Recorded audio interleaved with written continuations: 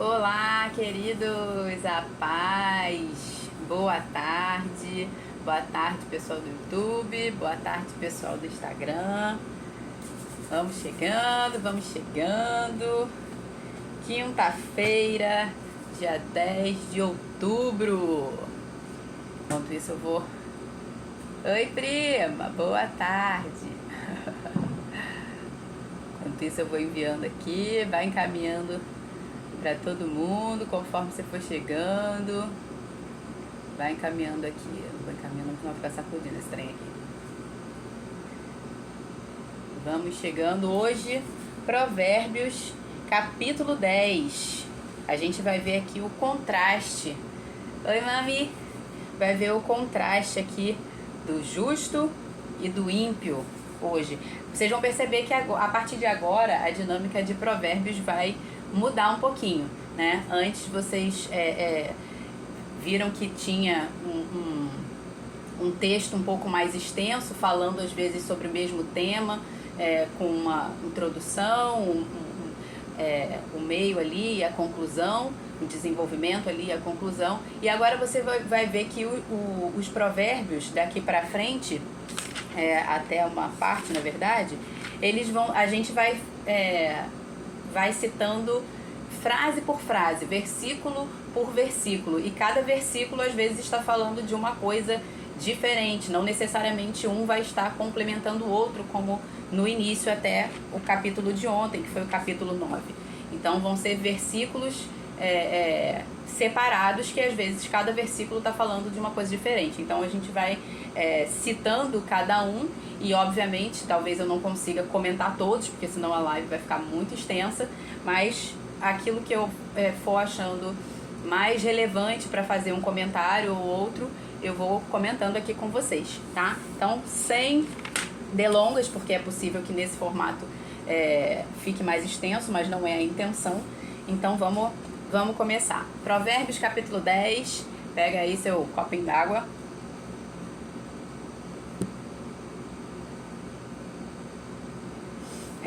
Pega o seu copinho d'água, papel e caneta na mão, sua Bíblia, e vamos para Provérbios capítulo 10.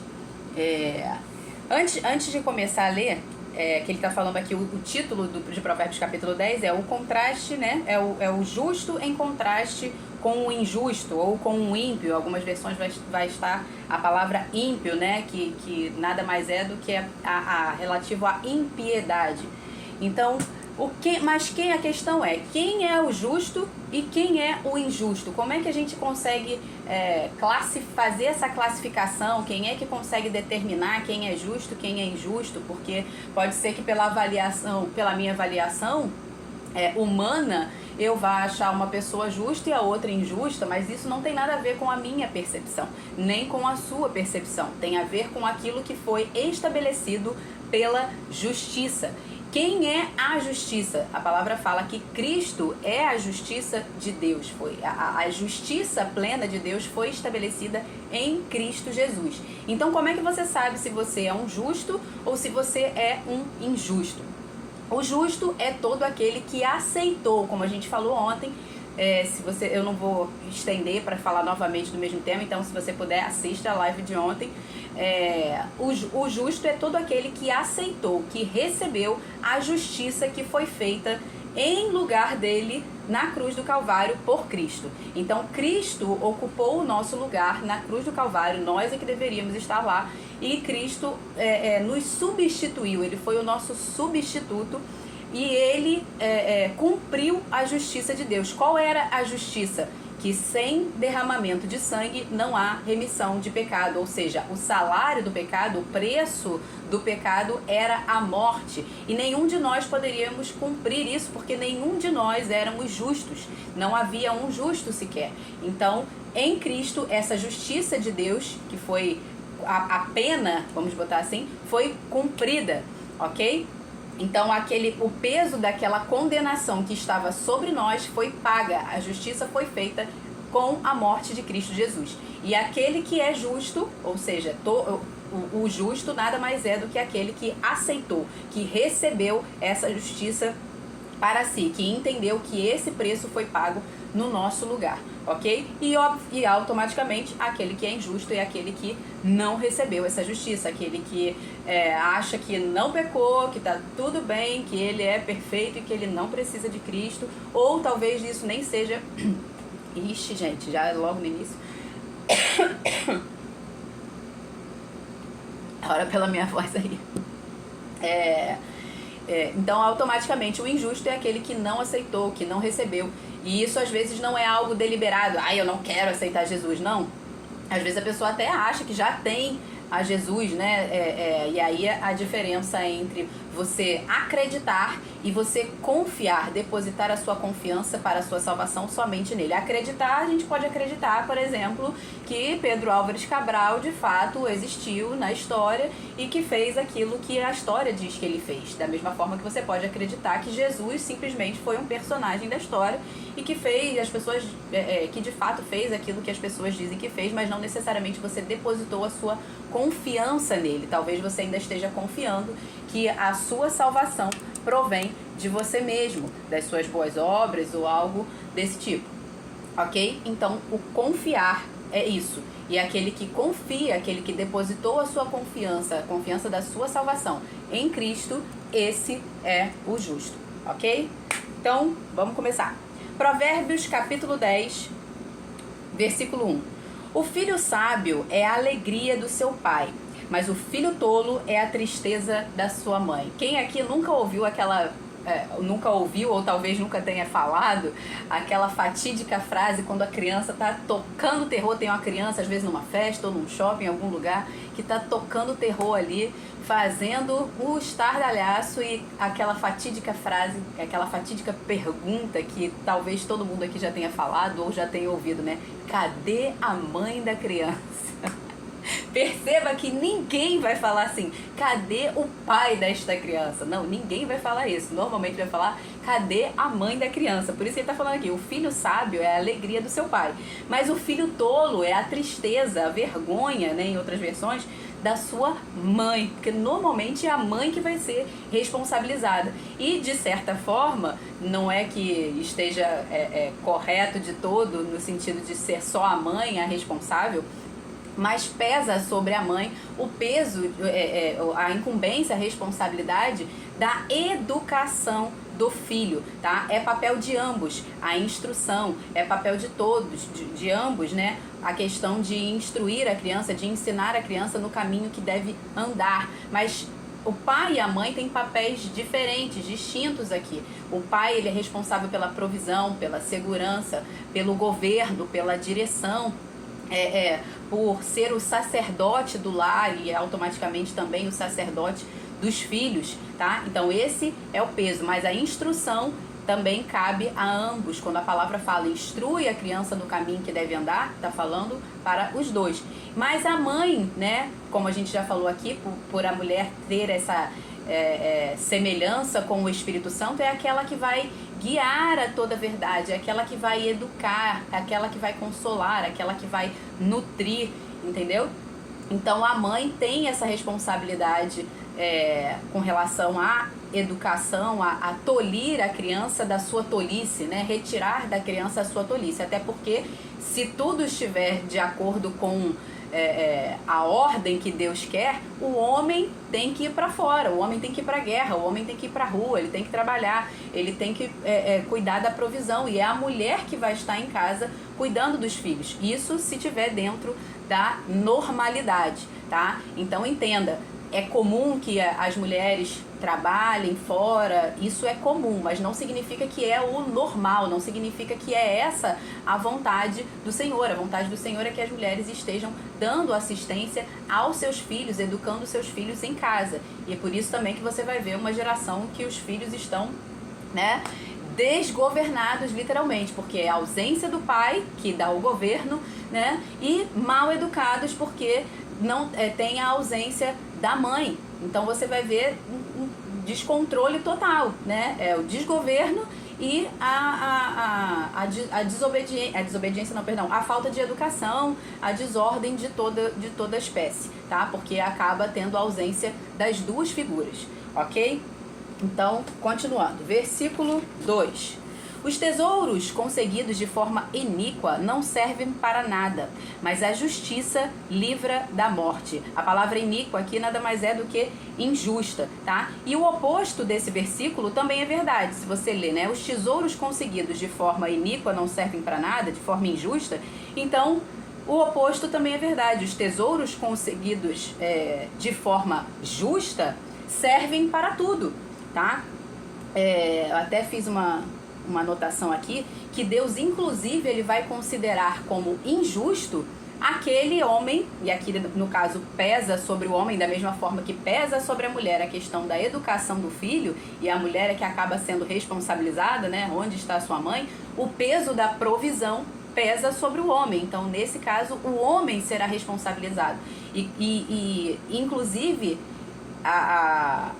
os tesouros conseguidos de forma justa servem para tudo, ok? E Deus, inclusive, vai tratar como injusto aquele homem que não está provendo não só a sua casa, porque aí quando a palavra fala sobre prover a própria casa, é a sua obrigação enquanto homem, tá? Mas mais do que isso nos é solicitado ao homem, não só a provisão da sua própria casa, mas ter o suficiente também para com que acudir ao próximo, acudir ao necessitado, acudir aos pobres, né? Então, quando o homem não está andando de maneira desordenada, fora da ordem, ou seja, de maneira injusta, oposta à justiça de Deus, à retidão do Senhor, né? Justiça é retidão, ou seja, está fora de ordem, tá?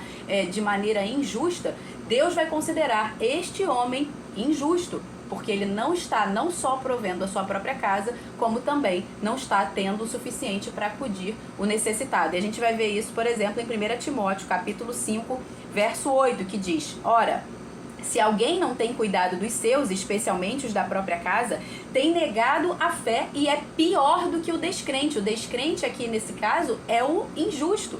Então, o homem que não está provendo a sua casa, cuidando principalmente dos seus, especialmente os da própria casa, ele negou a sua fé, ou seja, ele negou a justiça. O que é? A nossa fé está pautada em quê? Na justiça que Jesus fez por nós. Então, o homem que não provê a sua casa, ele é considerado por Deus como pior do que o injusto, porque ele negou a sua fé, ou seja, ele negou a justiça que está sobre ele. Então, ele é pior do que o descrente.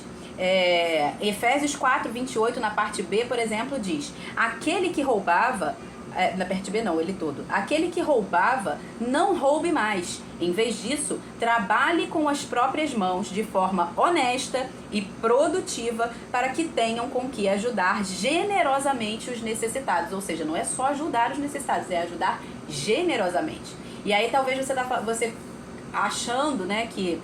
E isso, infelizmente, por conta da teologia da prosperidade, demonizaram a questão da riqueza, né, em favor do cristão.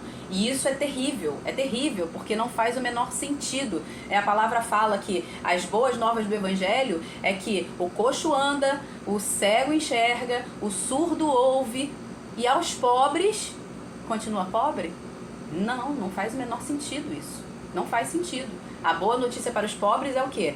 Que você pode e deve enriquecer, você pode e deve ser uma pessoa produtiva, até porque a pobreza nada tem a ver com o status social, ok?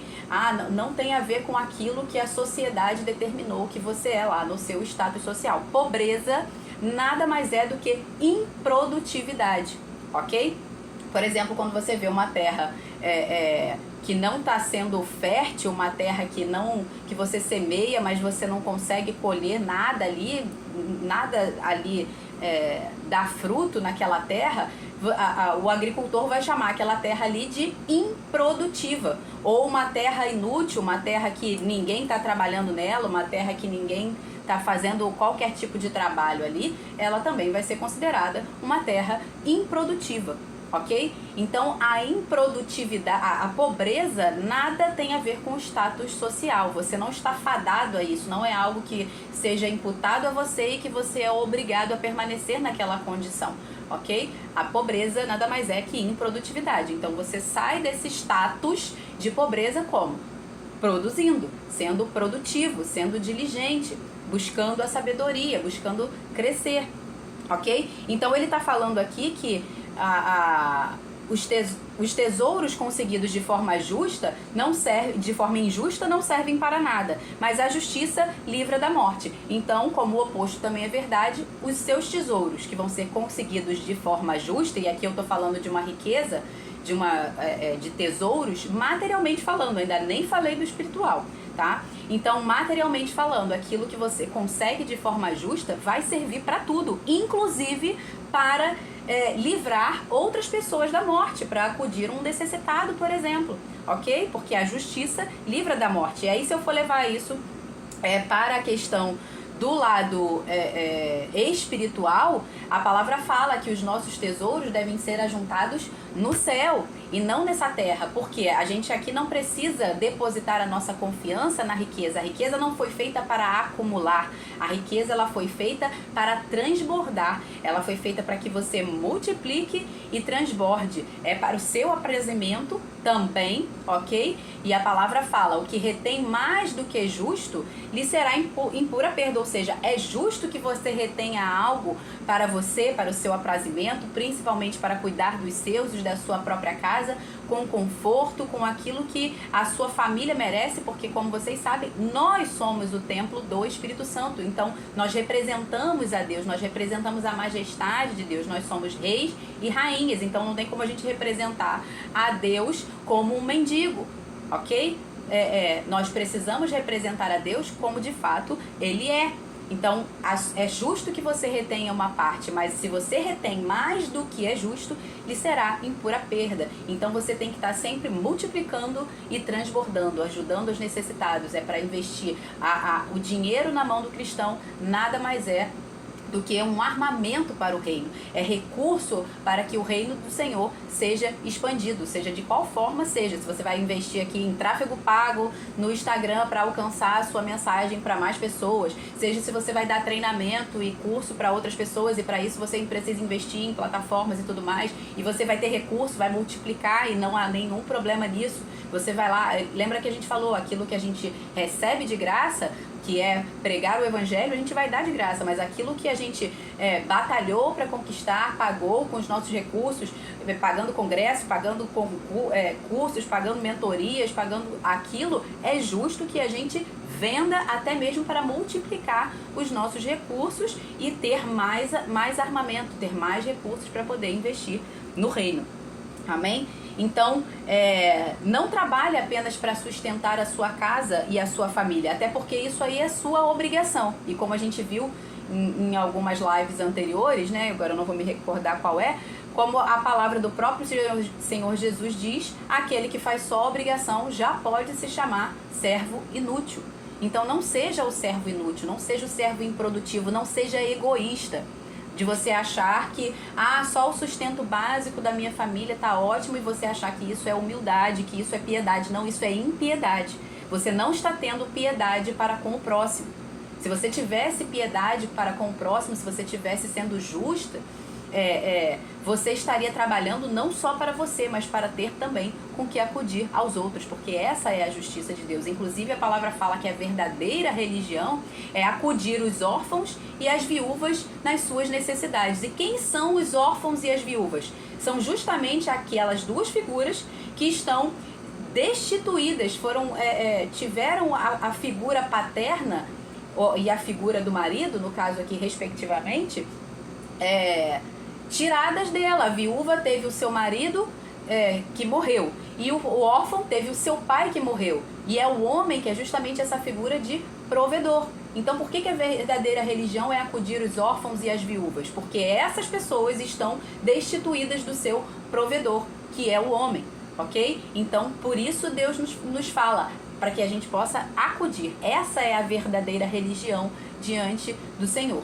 Ok? Então, homem, cumpra o seu papel e não seja como servo inútil, achando que só porque você já está fazendo a obrigação, pagando os boletos da sua casa, tá tudo certo e que você não precisa acudir a mais ninguém. Não. prospere, multiplique os seus recursos, trabalhe mais, invista em sabedoria para que você possa crescer e fazer o seu trabalho mais eficaz, para que você tenha não só com que sustentar a sua família, mas também acudir ao necessitado. E nesse caso você vê que tem homens que nem o básico para sustentar a sua própria família às vezes está fazendo, não está buscando e sendo diligente naquilo que deve fazer. Ou seja, não está frutificando, está vivendo de forma injusta. Versículo 3. O Senhor não deixa o justo passar fome, mas rechaça a avidez dos ímpios. Em outras palavras, o que ele está dizendo é: o Senhor contraria o desejo dos ímpios, ou seja, a necessidade do justo vai ser atendida. O Senhor não vai deixar o justo passar fome.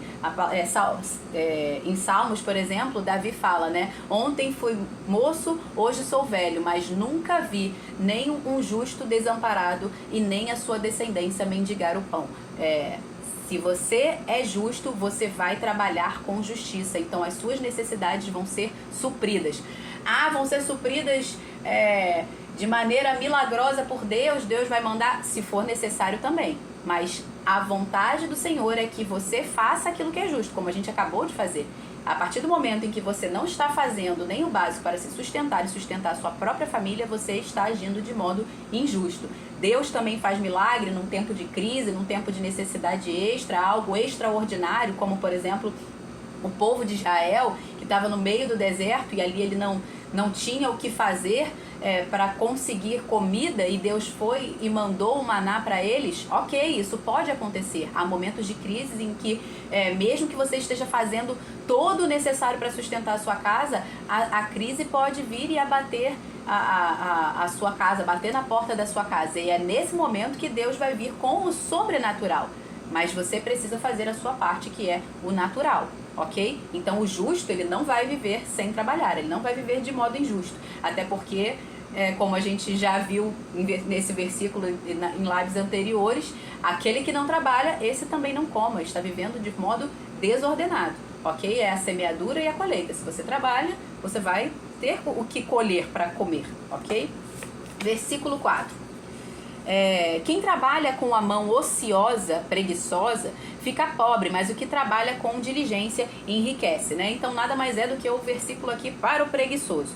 Então, e ele está falando aqui, quem trabalha com diligência enriquece. Vamos estabelecer uma coisa aqui. Deus mente? Óbvio que não, é uma pergunta aqui que você já sabe a resposta.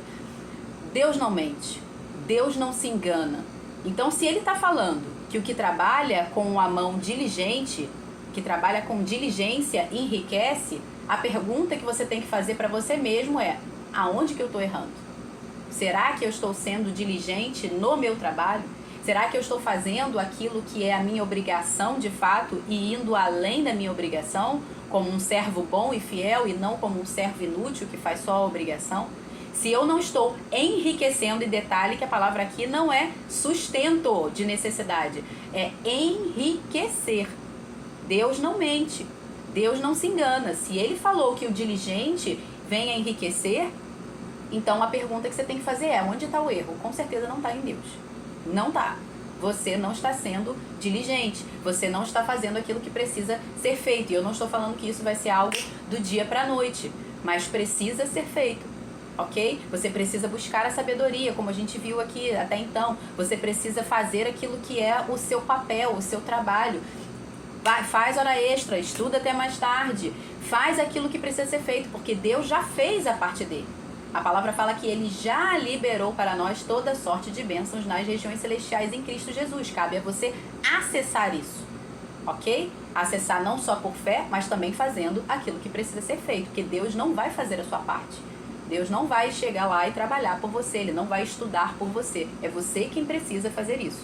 Então Deus não mente. Então se pergunte: eu estou fazendo aquilo que precisa ser feito? Eu estou sendo de fato diligente? Porque se eu ainda não enriqueci, tem algo errado comigo, ok? Versículo 5. Quem ajunta, e aqui vai até um outro alerta também, veio aqui agora na minha mente, acredito que vai servir para alguém. Talvez você fale assim: mas eu não quero enriquecer. Mais uma vez, você está sendo egoísta, ok? Porque você não precisa... Deus para cumprir a justiça de Deus, você não tem que sustentar somente a você e a sua própria casa. E às vezes você está fazendo isso até precariamente, sem pagar um bom plano de saúde para os seus filhos, para a sua esposa, sem fazer o básico que precisa ser feito na sua casa, privando várias coisas que às vezes você pensa que são supérfluo, como, por exemplo, um entretenimento para a sua família, tempo de qualidade com a sua família, que às vezes você precisa investir algum recurso nisso, como se isso fosse supérfluo, e não é. Desfrute não é supérfluo, pelo contrário, é essencial, ok? Então às vezes você fala assim, mas eu não quero enriquecer, então você está sendo injusto e egoísta, porque você não só não vai suprir a sua casa como deveria, e não vai acudir ao necessitado como deveria e poderia, que é generosamente, não é de maneira, como é que eu vou, mesquinha, ok? Então, não seja mesquinho, seja generoso, não seja egoísta, ok? Então, faça isso, para que você tenha com que acudir ao necessitado também. Cumpra a justiça de Deus. Versículo 5. Quem ajunta no verão é filho sábio, e o que dorme... Mas o que dorme no tempo da colheita é filho que envergonha. Mais uma vez aqui está falando o quê? Do preguiçoso, o injusto, aquele que não é diligente, aquele que não faz o que precisa ser feito, aquele que quer dormir e descansar quando deveria estar trabalhando, aquele que não foi ter com a formiga, preguiçoso, entendeu? Não fez o que tinha que ser feito. Aí você pode, às vezes você pode falar assim, mas... a pessoa que trabalha no campo, por exemplo, né? Mas não está na época da colheita daquilo que eu trabalho com milho e não está na época do milho, então eu trabalho com morango, né? Com a semeadura do morango e não está na época do morango. Muda a semente. Se você mudar a semente, você vai ter colheita o ano todo, ok? Você não necessariamente precisa plantar só uma coisa, você pode plantar várias coisas e aí você vai ter colheita o ano todo. Às vezes você trabalha com alguma área, às vezes você trabalha com alguma área de vendas, por exemplo, em que determinada época do ano é muito fraco, ou que não é sazonal, tem época do ano que é ruim. Você não precisa depositar todo o seu investimento um único tipo de semente. Você pode semear várias coisas diferentes e você sempre vai ter colheita. Você não precisa trabalhar em uma única coisa, plantar uma única semente. Ok? Investe em várias coisas diferentes que você sempre vai ter recurso o ano todo. Seja diligente, não seja preguiçoso. Versículo 6. Sobre a cabeça do justo há bênçãos, mas na boca do ímpio mora a violência. E aqui vai a pergunta: o que tem saído da sua boca? É a violência ou é a integridade, a paz? O que tem saído de dentro de você? Porque a boca fala aquilo que está cheio, o coração. Versículo 7.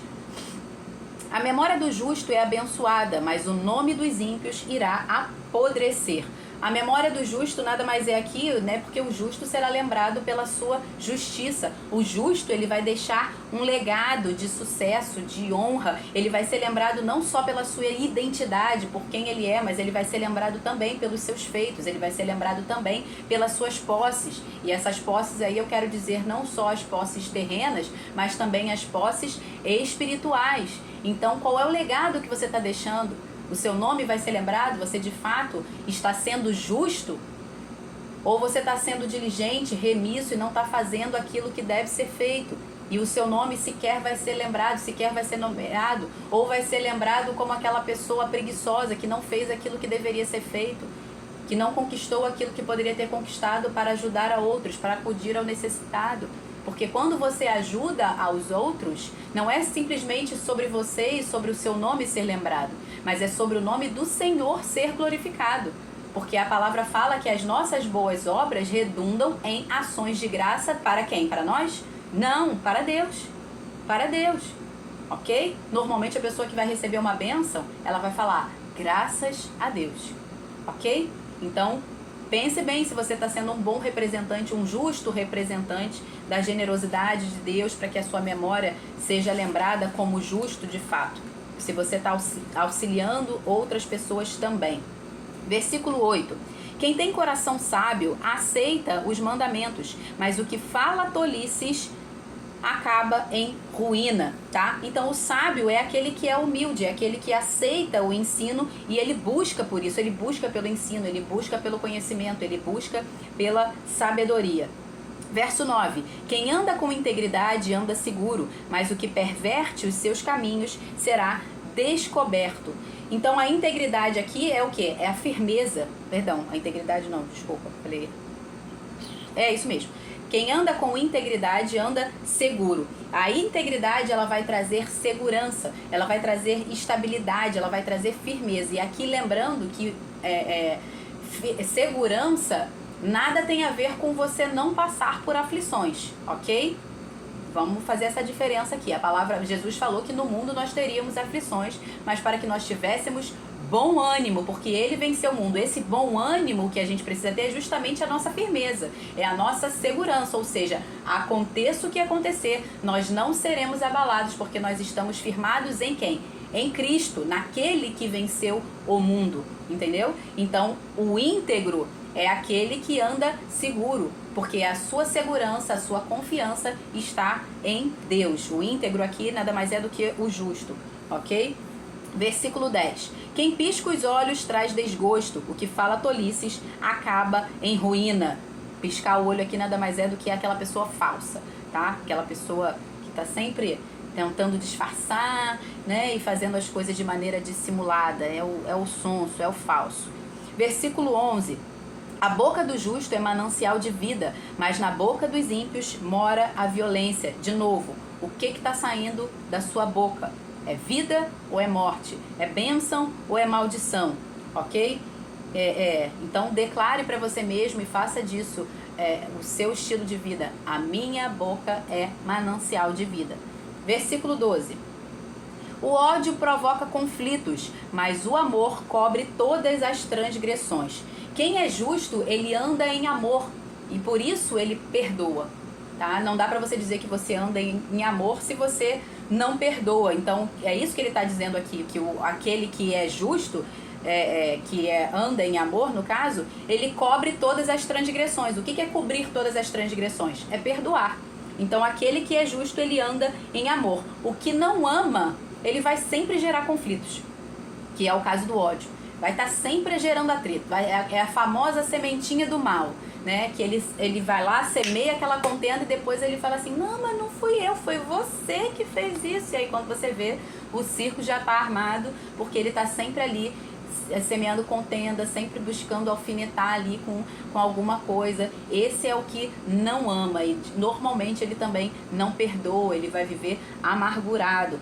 Ok? E é para realmente sabermos se somos justos ou não, se recebemos a justiça de Deus ou não, o que nos faz saber disso é justamente se andamos em amor. Por exemplo, em 1 João 3,14 diz: nós sabemos que já passamos da morte para a vida, ou seja, já recebemos a justiça eterna, que nos livra da morte eterna, porque amamos os irmãos. Aquele que não ama permanece na morte. Que morte é essa? A morte espiritual. Quando nós recebemos a justiça de Deus, nós saímos da condição de mortos espiritualmente para a condição de vivos espiritualmente falando. Então nós sabemos que passamos da morte para a vida como? Quando amamos os nossos irmãos. Então quem ama, perdoa, cobre multidão de pecados. Verso 13. Nos lábios do sábio se acha sabedoria, mas a vara é para as costas do que não tem juízo. Vara aqui nada mais é do que punição, castigo, disciplina, correção mesmo. Entendeu? É de fato, não é algo, não, é só hipotético. Não, é isso mesmo, é isso mesmo que você leu. É a punição de fato, correção, disciplina, ok? É para as costas do que não tem juízo. Versículo 14. Os sábios acumulam conhecimento, mas a fala dos insensatos é ruína iminente. Por que a fala dos insensatos é ruína iminente? Porque ele é insensato. E a boca fala daquilo que está cheio o coração. O coração do insensato está cheio de quê? Está cheio de insensatez, está cheio de tolice. Então ele só tende a se arruinar. Tudo que ele vai falar vai ser para a sua própria ruína. Ok? Da mesma forma, o coração do sábio vai estar cheio de quê? De sabedoria. Cadê aqui que ele tá? Os sábios, por quê? Porque os sábios acumularam conhecimento. Eles buscaram por isso. Então a boca deles vai falar daquilo que o coração deles está cheio. Ok? Então, verso 15. Os bens do rico são sua fortaleza os bens do rico são sua fortaleza. O que leva os pobres à ruína é a sua pobreza. Ou seja, aqui ele está querendo dizer para você não depositar, se você é rico, não deposite a sua confiança, não faça da sua riqueza a sua cidade forte, a sua fortaleza. Não deposite a sua confiança na sua riqueza, ok? Então o problema não é você ser rico, o problema é você depositar a sua confiança no dinheiro, fazer disso a sua segurança, fazer disso a sua cidade forte. Então não deposite a sua confiança na riqueza, porque a palavra fala que a nossa fortaleza, a nossa cidade forte é o Senhor e não as riquezas. Então o problema não Ken Ferreira fala assim, o problema não é o crente ter dinheiro, o problema é o dinheiro ter o crente. Não deposite a sua confiança na instabilidade da riqueza, como diz a palavra. Deposite a sua confiança no Senhor. Faça dele a sua fortaleza e a sua cidade forte, tá? E aí ele continua. O que leva os pobres à ruína é a sua pobreza. Então, não confie na sua riqueza se você é rico, mas também não seja improdutivo. Não seja pobre, não seja preguiçoso, indisciplinado, remisso, tá? Para que essa pobreza não lhe sobrevenha e te leve à ruína, ok? Então, aqui ele está citando as duas coisas, tá? Os dois contrapontos, tanto da riqueza quanto da pobreza, porque nem confiar na riqueza não é bom, mas também não querer enriquecer e não fazer aquilo que é preciso para enriquecer também é injusto, ok? Versículo 16. A obra do justo conduz à vida, e o rendimento, o lucro do ímpio leva ao pecado. Ou seja, mais uma vez, o problema não é você possuir as riquezas, o problema é o que você vai fazer com isso. Se você vai depositar a sua confiança nisso, como você vai usar esses recursos, se você vai usar esses recursos para o bem ou para aquilo que vai te levar para a perdição, para o pecado, para a embriaguez, para a idolatria, para a perversão de toda a ordem. O problema não é você ter o recurso, o problema é o que você faz com o recurso. O problema não é você ter o recurso, o problema é você depositar a sua confiança neste recurso. Porque a partir do momento que você deposita a sua confiança nesse recurso, você vai fazer disso o seu Deus e você vai obedecer aquilo que os seus desejos mandam e não aquilo que Deus, que deveria ser o seu Senhor, manda, ok? Então, muito cuidado. O problema não é possuir os rendimentos, possuir os lucros. Pelo contrário, isso aí é bom. Versículo 17. O caminho para a vida é de quem guarda o ensino, mas o que abandona a repreensão anda errante. Guardar nada mais é do que ouvir e praticar, ok? Não basta somente ouvir, é preciso ouvir e praticar. Então o caminho para a vida é de quem guarda, de quem ouve e pratica o ensino, a sabedoria, tá? Já que eu tô mesmo, gente. Versículo 17, tá? E o que abandona? Abandonar nada mais é do que ouvir e não praticar. Você pode nem ouvir, e aí nesse caso não é abandono, você simplesmente não quis dar ouvidos, ou você pode abandonar, que é você, eu até ouvi, mas não tô nem aí, eu vou continuar fazendo do meu jeito, eu vou continuar na minha tolice, ok? Então o que abandona, aquele que não ouve, ou aquele que ouve e não obedece, ele vai andar errante, ele vai andar errando, literalmente. Versículo 18. O que encobre o ódio tem lábios mentirosos, e o que difama é tolo. O tolo, ele é falso, ele é difamador, tá? É porque ele tá cheio de tolice. Então, todos os sensores dele, do tolo, eles vão estar desligados para tudo que você possa imaginar. O sensor do tolo vai estar desligado, seja para inveja, seja para preguiça, seja para procrastinação, seja para difamação, seja para falsidade. Os sensores dele estão todos trocados. Isso é a tolice. Ele não tem bom senso, ele não tem sensores, ele não tem os limites que Deus estabelece, os princípios e valores estabelecidos por Deus. Ele não tem temor do Senhor. Então dele está tudo pervertido. Tá tudo corrompido, tá tudo trocado, ok? Porque os sensores dele estão todos desorientados ou completamente desligados. Então o tolo, ele vai ser o falso, ele vai ser o difamador. Versículo 19. Quem fala demais acaba caindo em transgressão, mas quem é sábio controla a sua língua. Tem um texto de Provérbios que fala que até o tolo se passa por sábio quando fica calado. Então cuidado com as suas palavras, para que você não fale demais e acabe caindo em transgressão. Versículo 20. A fala dos justos é prata escolhida, mas o coração dos ímpios vale muito pouco. Novamente, a boca fala daquilo que está cheio o seu coração. No coração do justo, há justiça e sabedoria, e isso tem todo valor. Por isso que o coração, a fala dos justos é valorosa como a prata escolhida, né? Como ele está falando aqui da fala dos justos. E o coração dos ímpios? A palavra fala que o coração dos ímpios vale muito pouco. Por quê? Porque o coração dele não tem valor? Não, porque o que está dentro do coração dele é tolice. Então ele mesmo está desvalorizando o seu próprio coração. Mas não significa que o coração dele não tem valor nenhum. Repare aqui que ele não está falando... Estamos no versículo 20, né? Ele não está falando aqui que o coração dos ímpios não vale nada. Ele está falando que vale muito pouco. Por que vale muito pouco? Porque o que ele escolheu colocar dentro do coração dele não tem valor. Não é o coração que não tem valor, é o que ele escolheu encher o coração dele que não tem valor. Então ele desvalorizou o próprio coração por causa disso. Mas o coração dele em si tem todo valor, porque Deus, em Cristo Jesus, morreu inclusive por ele, pelo coração dele, para a salvação dele. Então tem todo o valor o coração, mas ele mesmo está se desvalorizando por aquilo que ele está escolhendo encher o coração dele, ok? Mas a todo momento que ele quiser, existe a possibilidade dele se arrepender e valorizar o coração dele e entender que o que Cristo fez por ele torna o coração dele valoroso, ok? Que ele não pode tratar o coração dele de qualquer forma. Por isso a palavra fala, sobre tudo que você deve guardar, guarda o teu coração, porque dele procedem as fontes da vida. Então não contamine as suas fontes, não desvalorize a fonte da sua vida, ok? Versículo 21. As palavras dos justos alimentam muitos, mas os insensatos morrem por falta de juízo. E aqui vai um recado para todo aquele que crê em Cristo Jesus, para todo aquele que recebeu a justiça de Deus, né? Ele está falando aqui que as palavras dos justos alimentam a muitos. Então, se você é um justo, se você recebeu a justiça de Deus, se você é um crente maduro que anda guiado pelo Espírito Santo e você está com a sua boca fechada, ou seja, você não está pregando a palavra, você está matando muita gente, ok? Justamente, inclusive, os insensatos que morrem por falta desse juízo, morrem por falta de alguém que pregue para eles.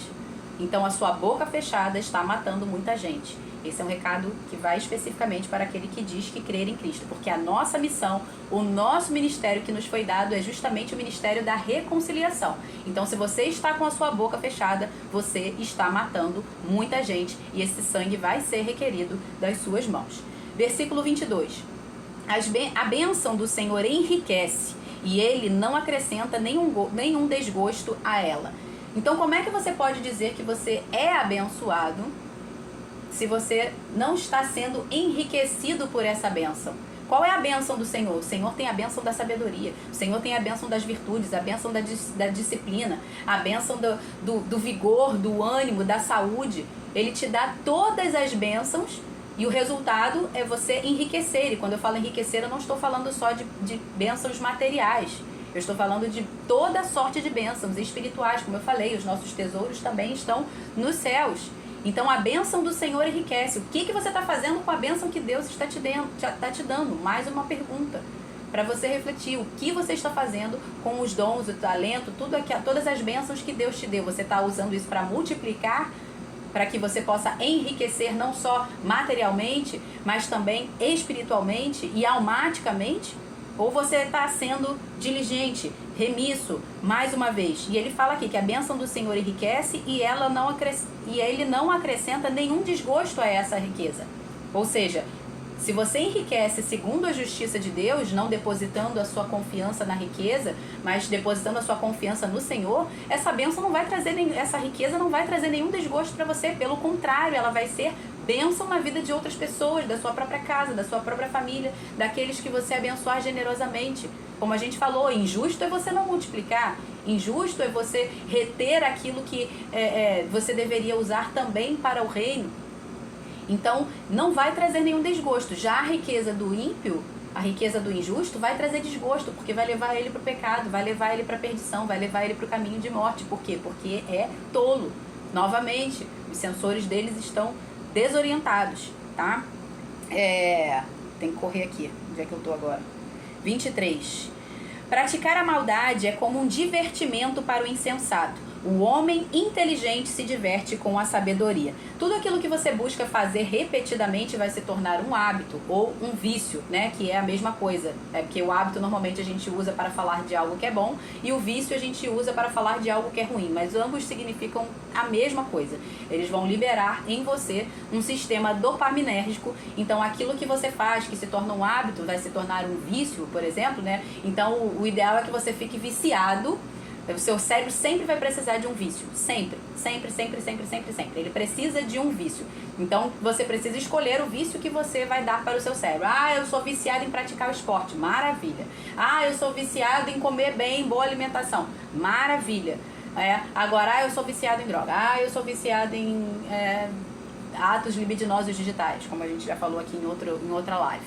E aí você me entenda, porque eu também não posso ficar falando esse tipo de coisa por aqui. Eu sou viciado em dormir por causa da preguiça, eu sou viciado na preguiça, eu sou viciado em procrastinar.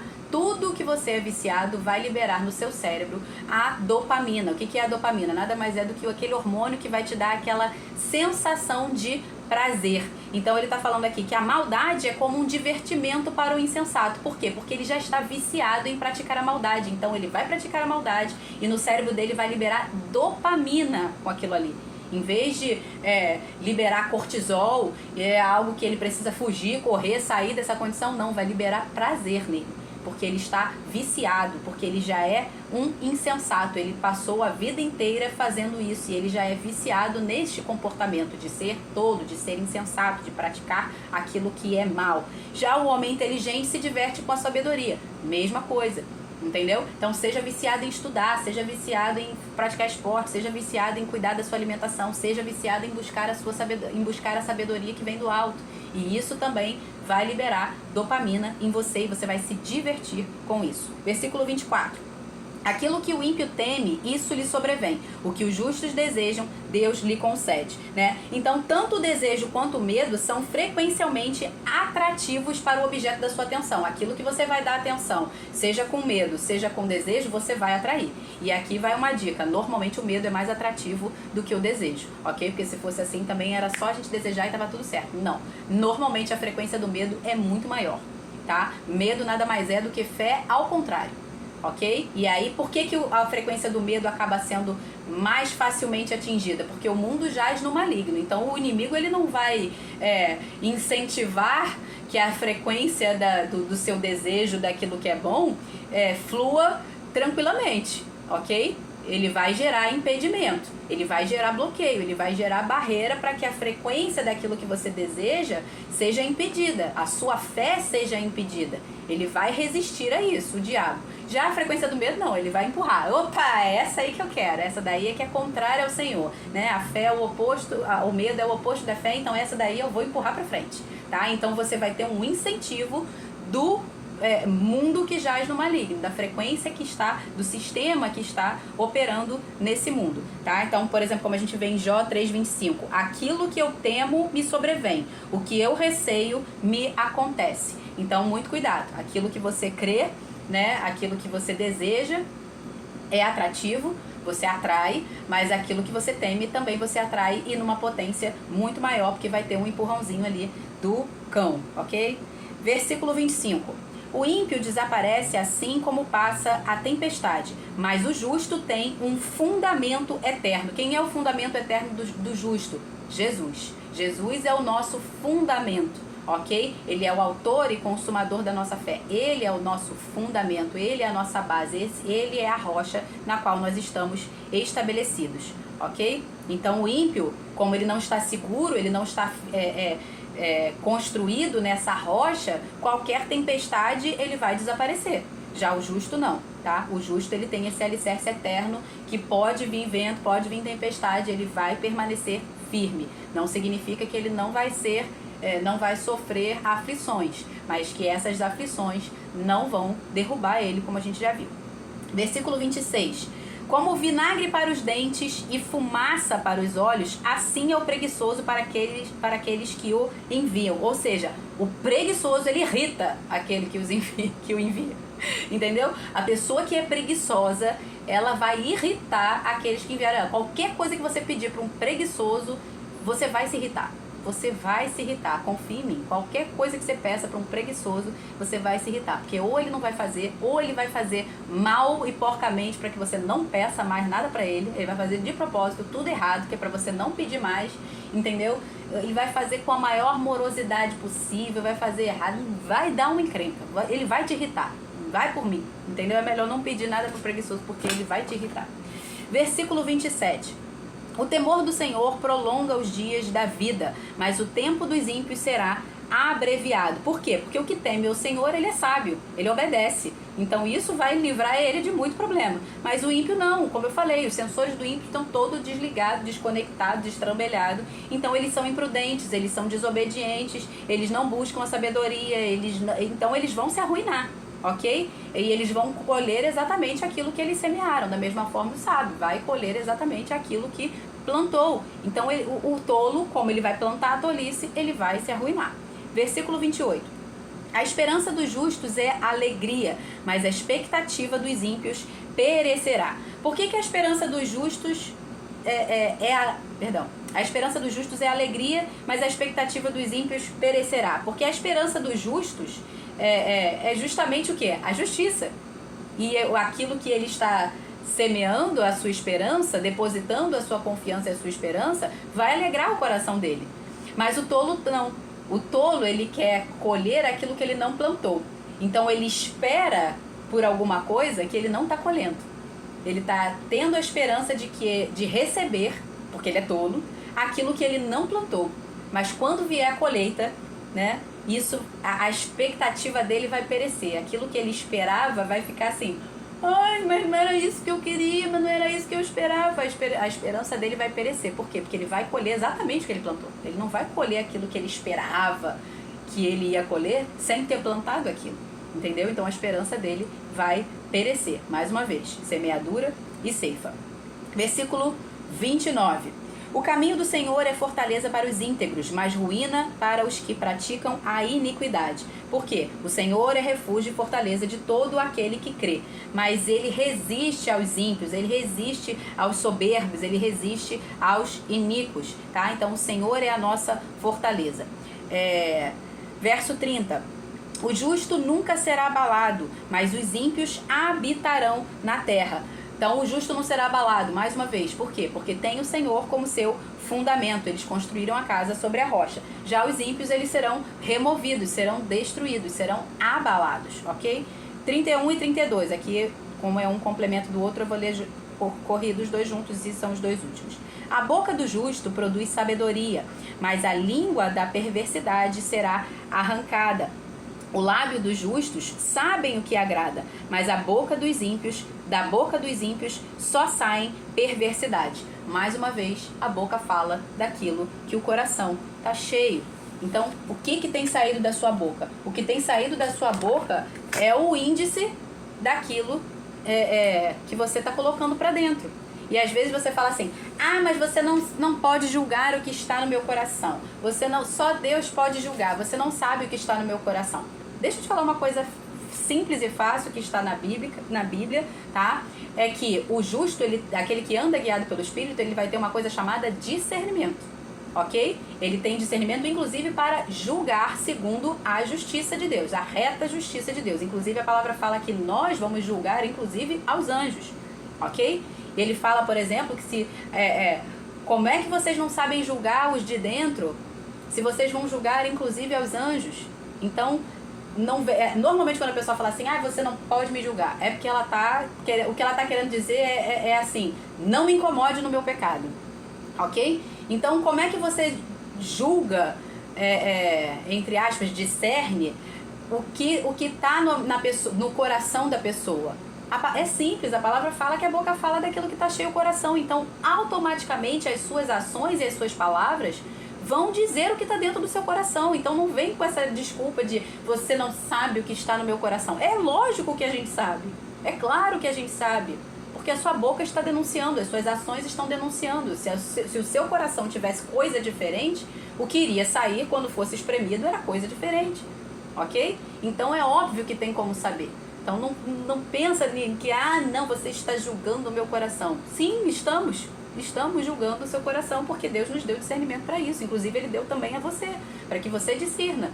Jesus fala, pelos frutos conhecereis. Então os seus resultados vão determinar aquilo que está dentro do seu coração. A sua boca vai o que sai da sua boca, o que as suas atitudes fazem, ok? Então entenda isso, que os seus lábios vão sair, se forem justos, vão sair aquilo que agrada a Deus. As suas atitudes, se forem justas, é porque o seu coração está cheio da justiça de Deus. Mas se o que sai de você, o que sai da sua boca é tolice, é insensatez, você está sempre andando contra a ordem estabelecida por Deus, o que está no seu coração é tolice, é injustiça. Então, se alguém falar isso para você, não minta contra a verdade. Não tente se defender, pelo contrário, se corrija, porque se alguém teve a coragem de falar isso pra você, você pode ter certeza que essa pessoa tem consideração por você e ela te ama, e você deveria chamar ela de melhor amigo. E não aqueles que ficam te bajulando, aqueles que ficam passando a mão na sua cabeça, falando que você é uma pessoa muito legal, muito boazinha. Não, se alguém chegou pra você e apontou pra você, olha, o que está saindo de você é isso, isso e isso, e não é isso que diz a reta justiça, não é isso que a palavra de Deus manda, não é isso que a palavra de Deus ordenha. Você pode ter certeza, essa pessoa tem toda a consideração com você. Mas ela falou comigo de forma errada. Não importa, não importa. Meu pastor, ele costuma falar, por exemplo, às vezes a pessoa se veste mal, né? Principalmente as mulheres, se veste de maneira vulgar, comunicando algo que às vezes ela não quer comunicar, mas é isso que ela está comunicando com as roupas dela. E meu pastor normalmente fala assim, né? Que falta faz uma amiga, né? Olha lá, não tem amiga. Ele fala assim, lá, não tem amiga. Entendeu? Porque um amigo de verdade é aquele que vai aparar as arestas. Ele vai te falar a verdade, ele não vai te bajular. Ele não vai passar a mão na sua cabeça quando você estiver errado. Então dê graças a Deus, mais uma vez. Fala aqui, eu amo a disciplina. Se você está sem disciplina, se você está sem correção, a palavra fala que você não é filho, que você é bastardo. Então aceite a correção, aceite a disciplina e entenda que isso vem do Senhor para você. Por mais que te entristeça, ninguém, quando é corrigido, imediatamente vai pular de alegria. Uhul! Recebi uma correção agora e foi maravilhoso, amei isso. Não, ninguém vai fazer isso. Ninguém em sua consciência, pelo menos, vai vibrar na hora. Mas a palavra fala que a tristeza segundo Deus, essa tristeza precisa ser segundo Deus. Não uma tristeza segundo o mundo, segundo o diabo, que vai produzir amargura, que vai fazer você rejeitar, que vai fazer você se defender. Mas tem que ser uma tristeza segundo Deus, que vai produzir arrependimento, que vai produzir frutos dignos de justiça. E depois você vai se voltar para essa pessoa que veio até você para te dar essa correção, e você vai agradecer a ela. E aqui tá minha mãe, botou lá, eu amo a disciplina. Mãe, eu te amo, de novo, obrigada pelo tanto que você me corrigiu, pelo tanto que você me disciplinou, por todos os nãos que você disse para mim. E eu não vou cansar de honrar minha mãe por isso. E eu falo a minha mãe, não desonrando meu pai, mas aquilo que a gente falou no início, a mãe tem o papel dentro de casa de educar, de corrigir. E o pai está fora, ele está trabalhando, e isso meu pai fazia muito bem, o papel dele de trabalhar, de sustentar a casa e fazer aquilo que precisa ser feito. Então é a mãe que está ali o tempo todo, aparando as arestas e falando, olha, não é assim, tem que ser assado, faz desse jeito, não faz dessa forma, porque ama, ok? Ama. Então agradeça a Deus, agradeça ao Senhor por você ter pessoas, amigos do seu lado que te amam de fato, para te dizer a verdade, e não bajuladores, não invejosos e falsos. Invejosos e falsos normalmente vão falar aquilo que você gosta. A palavra fala que os beijos e os abraços do invejoso, daquele que está sendo falso, ele é enganoso, entendeu? Então muito cuidado com quem te bajula. Entenda que se a pessoa está falando a verdade para você, você tem que abraçar ela e cara, você é meu amigo, eu te amo de verdade, eu vou carregar você aqui, do meu ladinho, no meu bolso, vambora, eu e você e eu, um aparando as arestas. As feridas daquele que ama, a palavra fala que as feridas daquele que ama são leais. Então, queira a lealdade e não aquele cara aquela pessoa que não é leal com você, que vai te bajular, que vai falar aquilo que te agrada, mas por trás ele não te ama, ok? Então, vamos encerrar aqui encerrando a transmissão. Vamos orar rapidamente aqui, que hoje esse formato, como eu falei, talvez seja um pouquinho mais extenso, porque são assuntos diferentes em cada versículo, tá? Pai, muito obrigado, Senhor. Louvamos o Teu nome, te agradecemos, Pai, por essa live, te agradecemos, ó Deus, pela Tua maravilhosa palavra, te agradecemos por tudo que nós aprendemos aqui hoje, Senhor, por tudo aquilo que Teu Espírito Santo nos conduziu a ouvir aqui nesse momento, Senhor. Pai, em nome de Jesus, que essa palavra encontre terra fértil no coração de cada um que irá ouvir, que está ouvindo agora e que irá ouvir depois, Senhor. Que encontre terra fértil, Pai, para que venha a produzir, Senhor, essa terra seja produtiva, a ponto de produzir frutos a 30, 60, a 100 por um, Pai, conforme diz a Tua palavra, Pai. Em nome de Jesus, que sejamos diligentes, Pai, em buscar a Tua sabedoria, em ser produtivos, ó Deus, e receber do Senhor a bênção que enriquece, Pai. Em nome de Jesus Cristo, não só para suprir as nossas necessidades, a necessidade dos nossos, e aqui enquanto homens, né, os homens, mas também para acudir ao necessitado, Pai. Em nome de Jesus Cristo, Senhor, muito obrigado. Que Deus abençoe a cada um de vocês, irmãos. Até amanhã. Provérbios, capítulo 11, amanhã, no mesmo horário, no mesmo canal. Beijo, tchau, fiquem com Deus.